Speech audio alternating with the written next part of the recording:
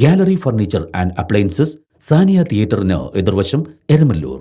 അവർ sister concern grand furniture mart, Eramalloor. Grand galaxy, Thuravoor. Kothamangalam നെല്ലിമറ്റത്ത് autorickshaw കത്തിക്കാൻ ശ്രമം.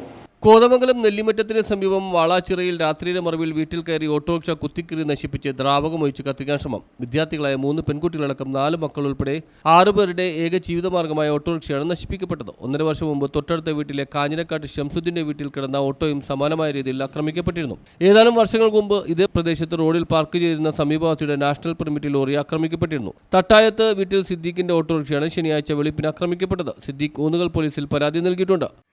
ഇതിനു മുന്നേ ഏകദേശം 1-2 വർഷങ്ങൾക്ക് മുന്നേ ഇതുപോലെ ഈ നാട്ടിലിവിടെ സംഭവിച്ചിട്ടുണ്ട്. അപ്പോൾ ഇതാരാണ് ഇതിങ്ങനെ ചെയ്യുന്നത് എന്ന് കണ്ടെത്തി നിയമപാലകർ അതിൻ്റെ നടപടി സ്വീകരിക്കണം എന്നാണ് എനിക്ക് ആവശ്യപ്പെടാനുള്ളത്. ഇത് എനിക്കിപ്പോൾ പ്രത്യേകിച്ച് വേറെ പണികളൊന്നുമില്ല. എൻ്റെ ഒരു ജീവിതമാർഗ്ഗമാണ് ഇത് ഓട്ടോറിക്ഷ. ഇത് കത്തിക്കാനുള്ള ശ്രമമാണ് നടന്നത്. ഇതിൻ്റെ ഉള്ളിൽ എന്തോ ഒരു കെമിക്കൽ ഒഴിച്ചിട്ടുണ്ട്, നല്ല മണമുണ്ട്.